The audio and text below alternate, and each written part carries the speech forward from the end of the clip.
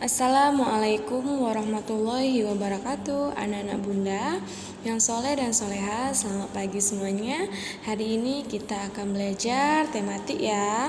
Tema 5, subtema kedua, pembelajaran ketiga bersama Bunda Weni. Nah, anak-anak, kompetensi dasar kita hari ini yaitu PPKN, Bahasa Indonesia, dan IPS, di mana kita akan belajar tentang makna sila kelima Pancasila dan kerajaan-kerajaan Islam. Perlu kalian ketahui anak-anak bunda, setelah kerajaan Hindu dan Buddha runtuh atau mengalami kemunduran di Nusantara, mulailah masuk berbagai kerajaan-kerajaan Islam ya. Nah, yang pertama itu ada Samudra Pasai. Kerajaan atau Kesultanan Samudra Pasai ini anak-anak merupakan kerajaan Islam pertama di Nusantara. Nah, kesultanan atau kerajaan ini terletak di Lok Sumawe, tepatnya di Sungai Pasai, Kabupaten Aceh Utara.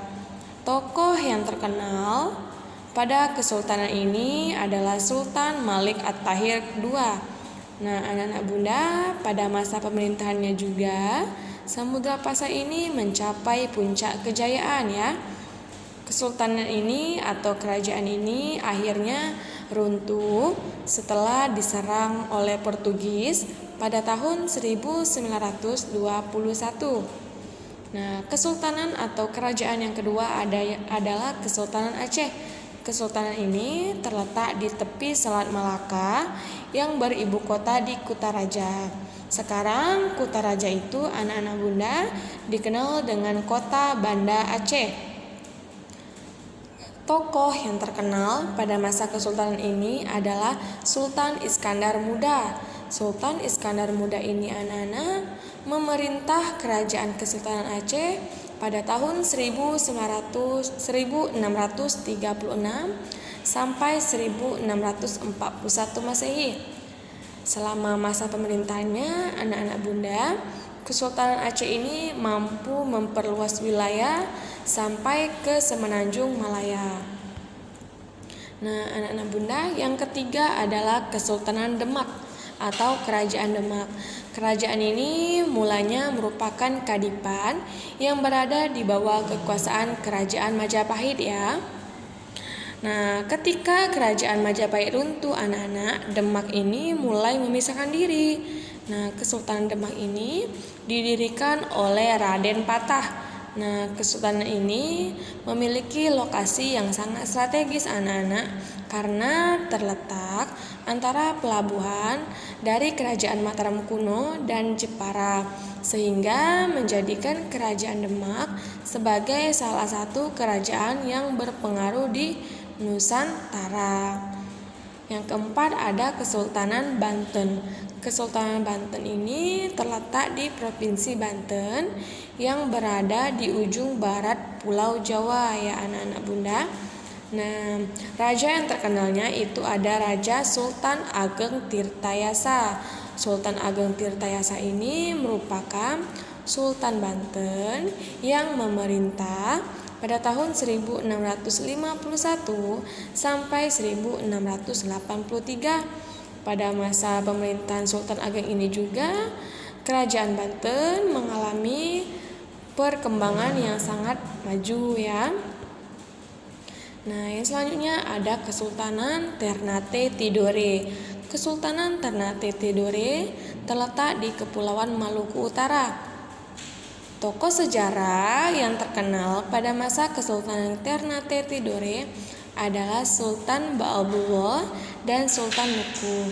Nah, anak-anak bunda, Sultan Ba'abullah ini memerintah Kesultanan Ternate dan Tidore pada tahun 1570 sampai 1583 Masehi.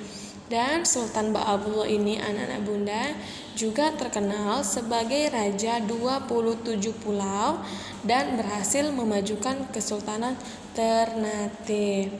Selanjutnya ada Kesultanan Gorontalo. Kesultanan Gorontalo ini anak-anak bunda adalah kerajaan kembar yang terletak di Provinsi Sulawesi Selatan. Kedua kerajaan ini atau kedua kesultanan ini anak-anak bunda letaknya saling berdekatan ya. Tokoh yang terkenal pada masa Kesultanan Goa dan Talu ini adalah Sultan Hasanuddin. Nah, Sultan Hasanuddin ini adalah raja yang sangat gigih dalam melawan penjajah. Dia tidak mau dijajah atau tidak mau diajak bekerja sama dengan para penjajah ya.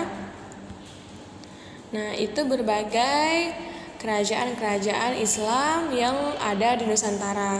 Selanjutnya kita akan belajar tentang makna sila kelima Pancasila. Kita akan mengulangi lagi ya beberapa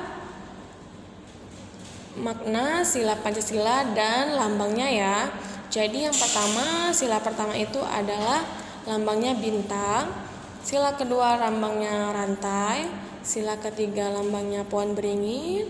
Yang keempat adalah kepala banteng. Dan yang kelima adalah padi dan kapas. Nah, anak-anak bunda, sila kelima ini dilambangkan dengan padi dan kapas. Bisa kalian lihat gambarnya ada di sebelah kiri.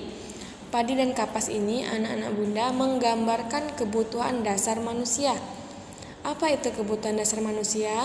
Kebutuhan dasar manusia adalah pangan dan sandang. Pangan di sini adalah makan dan sandang di sini adalah pakaian ya. Jadi pangan di sini dimasukkan dengan padi. Jadi manusia itu memakan makanan pokoknya adalah beras ya. Beras itu berasal dari padi. Dan sandang. Sandang di sini dilambangkan dengan kapas. Karena kita menggunakan atau mengenakan pakaian itu asal mulanya bahan mentahnya adalah berupa kapas ya. Nah, jadi anak-anak bunda, simbol kedua gambar tersebut ini bermakna tercukupkannya kebutuhan hidup rakyat Indonesia secara adil karena setiap rakyat itu memiliki hak dan kesempatan yang sama untuk sejahtera. Jadi tidak ada perbedaan antara manusia satu dan manusia yang lainnya ya, karena semuanya itu sama ya, memiliki hak dan kesempatan yang sama untuk mendapatkan kesejahteraan. Nah, anak-anak bunda, bangsa yang beragama itu serta bangsa yang menjunjung tinggi kemanusiaan, menjunjung hidup penuh kebersamaan dan persatuan akan mudah mewujudkan keadilan bagi sesama ya. Mewujudkan menjunjung tinggi hak sesama dan tidak mementingkan diri sendiri. Jadi apabila kita memiliki hidup saling toleransi, saling menghargai, maka kita akan hidup penuh kebersamaan ya. Nah, nilai-nilai yang terkandung dalam sila kelima Pancasila itu yang pertama, kita itu mewujudkan keadilan dalam kehidupan bermasyarakat dan bernegara, terutama di bidang politik, ekonomi, sosial, dan pertahanan keamanan. Selanjutnya, kita itu harus menjaga keseimbangan hak dan kewajiban serta menghormati hak-hak orang lain ya. Kita juga harus bersikap adil dan suka memberi pertolongan kepada orang lain. Kemudian kita juga harus mengembangkan perbuatan-perbuatan terpuji yang senantiasa mencerminkan sikap serta suasana kekeluargaan dan kegotong royongan ya. Dan yang terakhir, kita itu juga cinta akan kemajuan dan pembangunan bangsa. Nah, anak-anak, kalian selanjutnya bisa membaca cerita tentang Butet Manurung, yaitu pendiri Sekolah Rimba. Nah, jadi kalian bisa membacanya di buku kalian atau di post saja video Bunda ya. Nah, sampai di sini teksnya ya. Tolong dibaca, nanti akan Bunda tanya ya. Nah, Bunda mohon maaf ya anak-anak apabila ada kesalahan. Kepada Allah Bunda mohon ampun. Jangan lupa untuk selalu menjaga protokol kesehatan ya, menjaga jarak, mencuci tangan, makan makanan yang bergizi, menggunakan masker, berolahraga, dan stay at home ya. Bunda akhiri pembelajaran kita hari ini. Terima kasih semuanya. Wassalamualaikum warahmatullahi wabarakatuh.